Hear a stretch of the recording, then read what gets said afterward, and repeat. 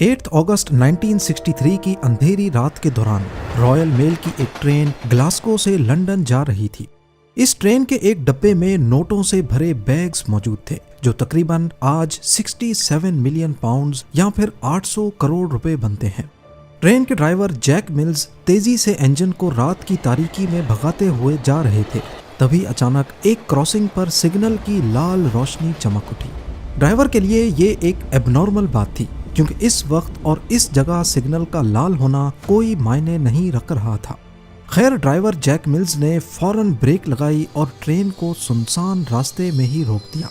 थोड़ी देर के लिए हर तरफ खामोशी छा गई, लेकिन इसी खामोशी के पीछे छुपा था एक ऐसा मास्टर प्लान जो सदी की सबसे बड़ी रॉबरी को अंजाम देने वाला था, द ग्रेट ट्रेन रॉबरी, जिसमें ट्रेन को ही चुरा लिया गया। ज़ेम टीवी की वीडियोस में एक बार फिर से खुशामदीद।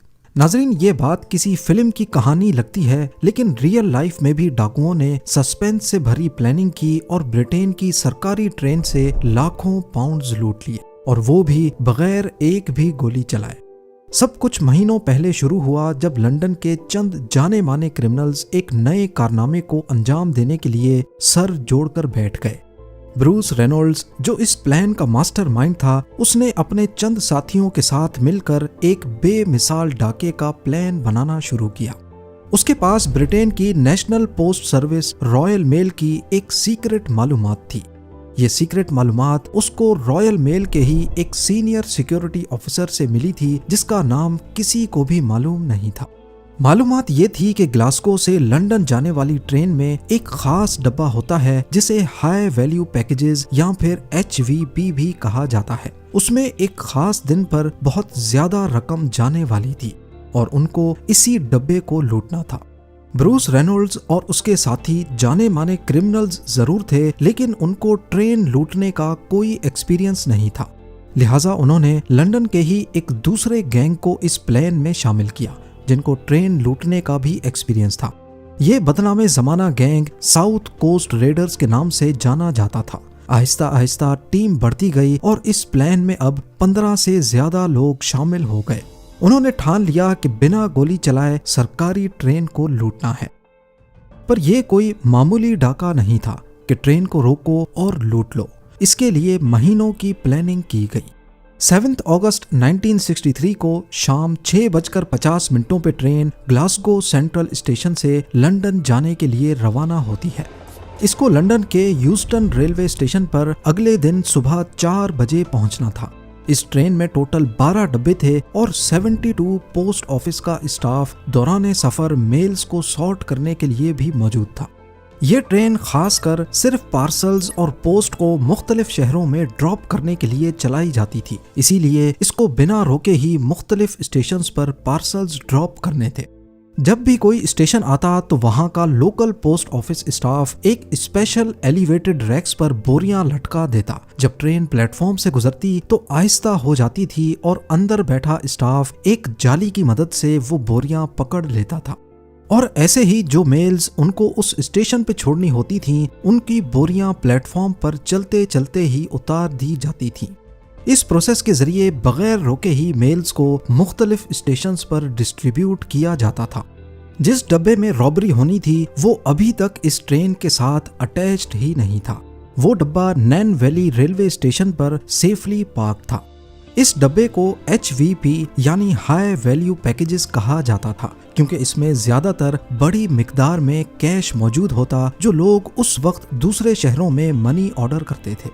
1960 में यानी इस वाक़े से 3 साल पहले post office investigation branch IB ने HVP डब्बों की सिक्योरिटी को बढ़ाने के लिए इसमें सिक्योरिटी अलार्म सिस्टम लगवाने की हिदायत दी थी, और 1961 में 3 HVP डब्बों में ये सिक्योरिटी अलार्म सिस्टम लगवा लिए गए, और जो पुराने डब्बे थे जिन पर सिक्योरिटी अलार्म नहीं था उनको रिजर्व में ही रख दिया गया।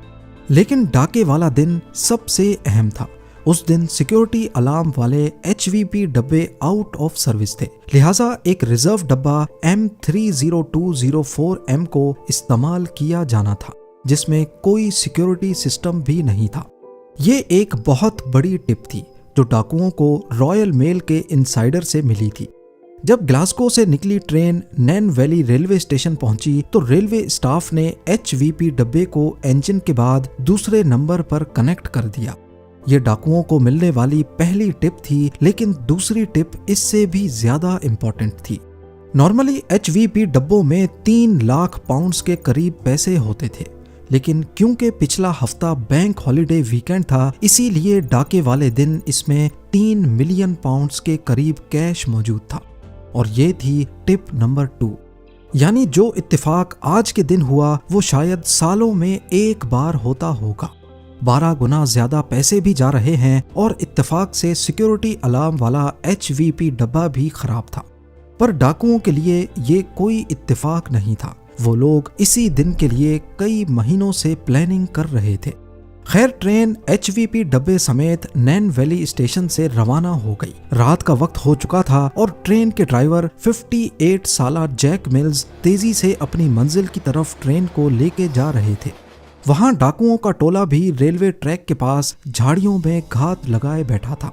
उनकी प्लानिंग बिल्कुल परफेक्ट थी। 8 अगस्त 1963 रात 3 बजे के करीब डाकुओं के एक ग्रुप मेंबर ने सीयर्स क्रॉसिंग के सिग्नल के साथ छेड़छाड़ शुरू कर दी। उसने ग्रीन लाइट को छुपाने के लिए उसके सामने एक ग्लव यानी दस्ताना फंसा दिया और रेड लाइट को चलाने के लिए एक बैटरी का इस्तेमाल किया और फिर सारे छुपकर ट्रेन का इंतजार करने लगे। ट्रेन जब सीयर्स क्रॉसिंग के पास पहुंची तो ड्राइवर यहाँ पर रेड लाइट देखकर काफी हैरान हुआ, क्योंकि नॉर्मली इस क्रॉसिंग पर ट्रेन को रोका नहीं जाता, खासकर रॉयल मेल की ट्रेन को। खैर, जैक मिल्स ने ब्रेक लगाई और ठीक से सिग्नल पर ही ट्रेन को रोक दिया। अचानक हर तरफ एक खामोशी सी छा गई। इतने में असिस्टेंट ड्राइवर, जिसको सेकंड मैन भी कहा जाता है, वो ट्रेन से नीचे उतरे ताकि लाइन साइड पर लगे टेलीफोन की मदद से सिग्नल मैन से राब्ता किया जा सके। जब उन्होंने सिग्नल पर लगे टेलीफोन को उठाया तो मालूम पड़ा कि उसकी लाइन ही कटी हुई है, जो कि डाकुओं के प्लान का ही हिस्सा था।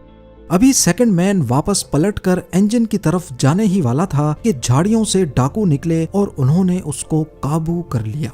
कुछ डाकू इंजन की दोनों साइडों से ऊपर चढ़ गए और ड्राइवर को काबू करने की भी कोशिश की। जब जैक मिल्स ने मुज़ाहिमत की तो एक डाकू ने लोहे की रॉड उनके सर पर मारी और वो ड्राइविंग सीट पे ही बेहोश हो गए। डाकू पूरी प्लानिंग के साथ आए थे। जिस वक्त ऊपर इंजन में ये हंगामा हो रहा था, उसी वक्त कुछ टीम मेंबर्स ने इंजन के बाद पहले 2 डब्बों को बाकी ट्रेन से अलग कर दिया। उनका प्लान ट्रेन को ही यहाँ से दूर लेके जाना था, पर आखिर कहाँ? सीयर्स क्रॉसिंग से करीब 1 किलोमीटर दूर ब्राइडगो ब्रिज था और वहीं पर डाकुओं की ट्रक मौजूद थी। वो अपने साथ एक रिटायर्ड रेलवे ड्राइवर को भी लाए थे, जिसका काम ट्रेन को ब्राइडगो ब्रिज तक लेके जाना था। यहाँ तक जो कुछ हुआ वो ठीक प्लान के मुताबिक था, पर अब डाकुओं को पहली मुसीबत का सामना करना पड़ा। वो अपने साथ जो ड्राइवर लाए थे वो इस नए इंजन के कंट्रोल्स देखकर ही घबरा गया, क्योंकि उसने कभी ये इंजन ऑपरेट ही नहीं किया था। मजबूरन डाकुओं ने जैक मिल्स को होश में लाने की कोशिश की और उसे मजबूर किया कि वो ट्रेन को 1 किलोमीटर दूर लेके चले। अब इंजन और 2 डब्बे दोबारा से चलने लगे और 1 किलोमीटर दूर ब्राइडगो ब्रिज पर जाकर उसे रुकवा दिया गया। इस दौरान ट्रेन के बाकी डब्बे जो पीछे रह गए थे, उनमें मौजूद स्टाफ को मालूम ही नहीं था कि ट्रेन क्यों रुकी है।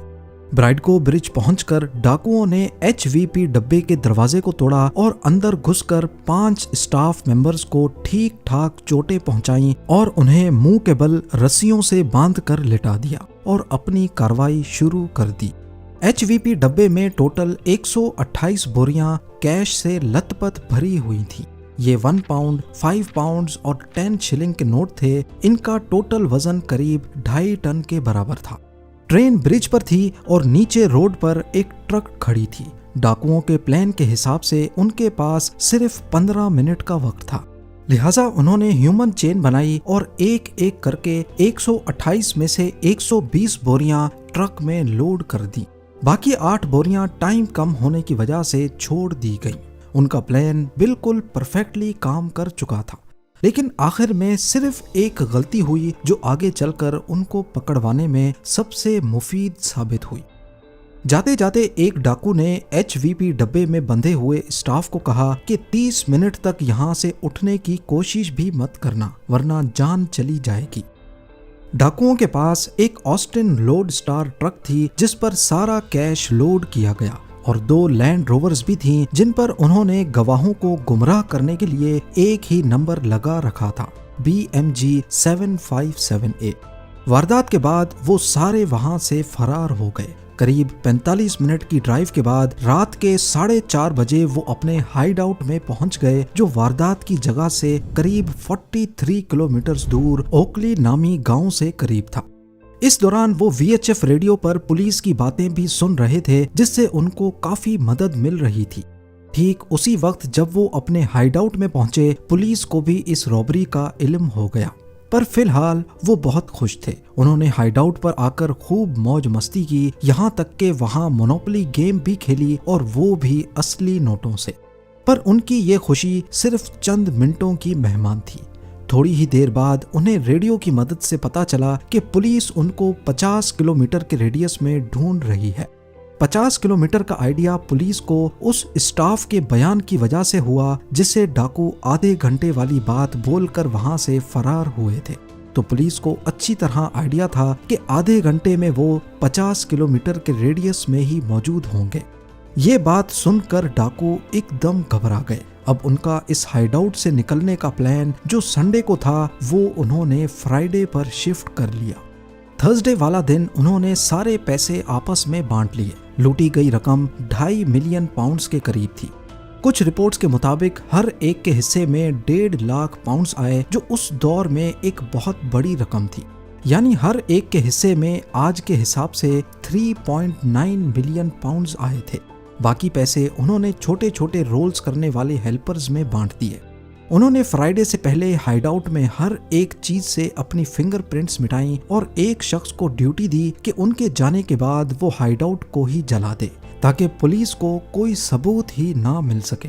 उसने पैसे तो ले लिए, लेकिन हाइडआउट जलाए बगैर ही फरार हो गया। इस दौरान पुलिस उन्हें पूरे बकिंगम शहर एरिया में ढूंढ रही थी। हेलीकॉप्टर्स शहर के ऊपर घूम रहे थे, जगह जगह पुलिस की गाड़ियां दौड़ रही थीं और नेशनल मीडिया पर एक बवाल सा मचा था।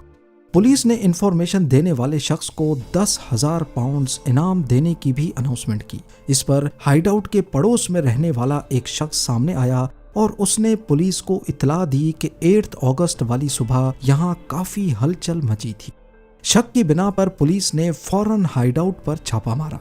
ये एक लेदर स्लेट फार्म हाउस था जो डाकुओं ने 3 महीने पहले ही किराए पर लिया था। वहां पुलिस को बहुत सारे सबूत मिले जो इस रॉबरी से जुड़े हुए थे, जैसा कि खाली बोरियां, मेल्स और एक ट्रक भी मिला जिस पर जल्दी जल्दी में येलो रंग किया गया था। डाकू यहाँ से अपनी फिंगरप्रिंट्स मिटा कर गए थे, लेकिन उस मोनोपोली पर कुछ फिंगरप्रिंट्स मौजूद थी जिसको उन्होंने असली पैसों के साथ खेला था। ये फिंगरप्रिंट्स इस केस में एक बड़ा ब्रेक थ्रू साबित हुई, क्योंकि उन सब का पहले से कोई ना कोई क्रिमिनल रिकॉर्ड मौजूद था। तभी वो फिंगरप्रिंट्स पुलिस और स्कॉटलैंड यार्ड के रिकॉर्ड से मैच कर गईं और असल मुजरिमों का पता लग गया। कुछ ही दिनों में पुलिस ने 16 में से 14 लोगों को अरेस्ट कर लिया। सिर्फ 2 लोग ही पुलिस से बच पाए, जिसमें एक रिप्लेसमेंट ट्रेन ड्राइवर था जिसका असल नाम किसी को भी पता नहीं था, और दूसरा रॉयल मेल का वो सीनियर सिक्योरिटी ऑफिसर जिसकी मुखबरी पर ये सारा प्लान बनाया गया था। आज तक उस ऑफिसर का किसी को भी इल्म नहीं है, क्योंकि ना उसने कभी अपना असल चेहरा दिखाया और ना ही अपना नाम बताया था। कोर्ट ने इस रॉबरी को सदी की सबसे बड़ी रॉबरी करार देकर इस गैंग के तकरीबन सभी लोगों को 30 साल की कैद सुनाई। इस रॉबरी के बाद ब्राइडगो ब्रिज ट्रेन रॉबर्स ब्रिज के नाम से मशहूर हो गया और आज तक ये उसका नया इनफॉर्मल नाम है। जैक मिल्स जो 58 इयर्स के ट्रेन ड्राइवर थे, सर पर चोट की वजह से दोबारा कभी ये नौकरी नहीं कर पाए और 7 सालों के बाद ही सदमे की वजह से दुनिया छोड़कर चले गए। उम्मीद है ज़ेम टीवी की ये वीडियो भी आप लोग भरपूर लाइक और शेयर करेंगे। आप लोगों के प्यार भरे कमेंट्स का बेहद शुक्रिया। मिलते हैं अगली शानदार वीडियो में।